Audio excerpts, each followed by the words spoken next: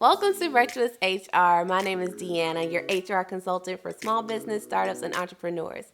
And today we're talking about I-9 and E-Verify, what they are and when you should use them. So let's not waste any more time and let's get started.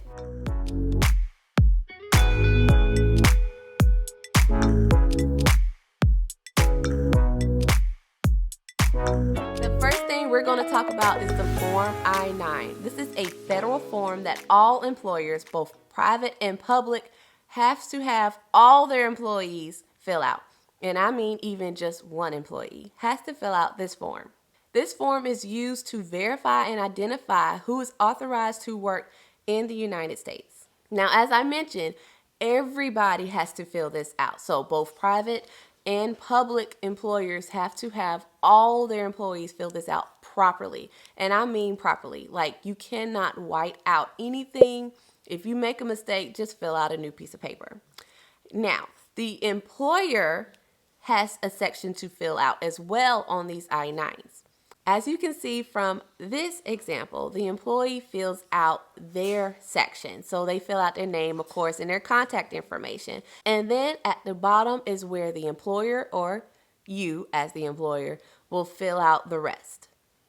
The employee also has to bring in these documents. They can't just take the form home and fill it out and then bring it back. No, you have to see these documents. And by documents, I mean forms of identification. So passport, driver's license, U.S. citizen card, whatever it is. They have to note it on the I-9, and then you have to take it from them and physically inspect it. And we'll go over that a little bit later in the video as to why. The form, after the employee has completed it and after you have completed it, has to be filed in a locked file cabinet for a minimum of 3 years. So even if the employee only stays with you for 1 year or 2 years, or even just shy of a month, you still have to keep the I-9 document in a locked file cabinet. And it has to be away from other personnel files. So away from their medical and their job application or any disciplinary record files. It has to be completely separate from them. Why? Because any authorized government officer can come in and request to see your employee's I-9s. Yes, someone can walk in with a badge and say, I need to see your I-9s. And you are required by law to show them the I-9s.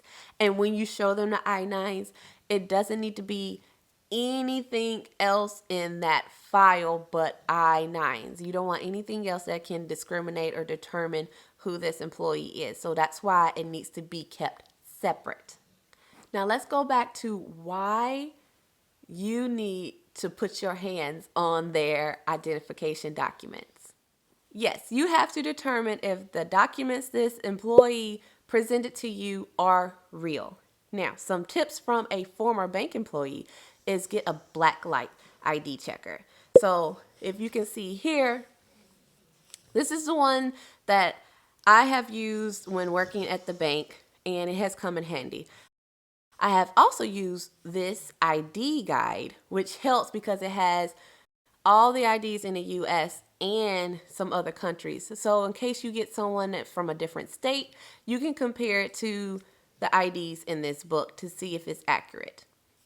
Another tip for you from a former bank employee, now HR consultant, is rub your thumb all over that thing.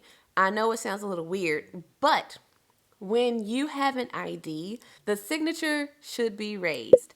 And if the signature feels flat, it might be just an older ID, which is why I recommend the book. But also, you're rubbing your thumb over it for the picture, because the picture on your ID should be smooth. It shouldn't have any raised edges. A raised edge suggests fraudulent ID because they just plastered their picture on it. So that's why you need to rub your thumb all over that thing. So just a bit of advice for you. The I-9 has to be filled out within 3 days of someone being hired. So if they're hired on a Tuesday, then Friday they need to have this form filled out in its entirety. So please remember that you only have 3 days. My bit of professional advice for you is to have it filled out on the first day. Like, that should be the first thing that you do, is paperwork before you get to the training, after, of course, you show them around the office or the building or the workspace. But after that, get to the paperwork. Now let's talk about E-Verify. E-Verify is free. I want to go ahead and put that out there that it is completely free. It is free to use. It is free to register. Anybody with a business can register for E-Verify. It is a web-based system in which employers use to electronically verify their employees. So this electronic system checks two other government agencies. It checks the Social Security Administration, so the SSA, and it also checks the Department of Homeland Security, so the DHS. It compares information from those two agencies and gives it to you. And it lets you know if the person you have in front of you is really the person that you have in front of you. So the results from the E-Verify, what you do is you'll take the I-9. This is why I-9 and E-Verify usually go hand in hand and why people think it's the same thing, but it's not. I-9 is a form. So your I-9, you take that information and the documents that person said they handed to you, and you fill that information into the E-Verify system. And then within a few seconds, most of the time, within a few seconds, it will come back confirmed that yes, this person you hired is who they say they are. And it'll even show you a picture of the person so you can see if the person's face and the picture match. Now, there are some cases where the E-Verify will come back as a status of pending, which is not really pending. I just can't think of the correct term for it. But it'll say that it needs further investigation. So what that means is the employee that you now have hired has 10 days to correct whatever issue it is with the Social Security Administration or the DHS. And once that's resolved, then you can go back in and resubmit. But they can also keep working. So no, you cannot say, hey, you have to stop working. No. They can keep working for you while they're getting their thing resolved. Because we all know speaking to federal government agencies can take a minute. And by a minute, I mean a few days. So you cannot hinder them from working. Now the E-Verify, of course, the link is in the description below for you, has webinars on how to do E-Verify, demonstrations, and highlights of the program. So even if you don't know how to use it, there are webinars almost every single day where you can register for free and learn about E-Verify in their system. So E-Verify is mandatory for federal government as well as federal contractors and subcontractors.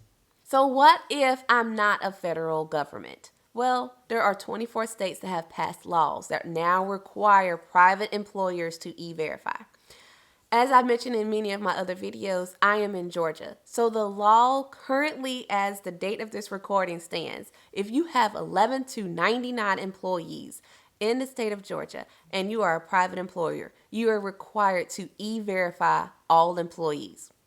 So yes, if you just hired your 11th employee, guess what you have to do now? You have to E-Verify. So if you have any more questions about E-Verify or I-9, please make sure that you leave me a comment so that I can respond to you, or you can even shoot me an email. My contact information is on my channel. And I also would like to say, if you found this video helpful, make sure you give it a thumbs up so I know to keep making more videos like this, as well as subscribe to my channel so that way you get notifications on when the next video comes up. Until then, I'll see you next time.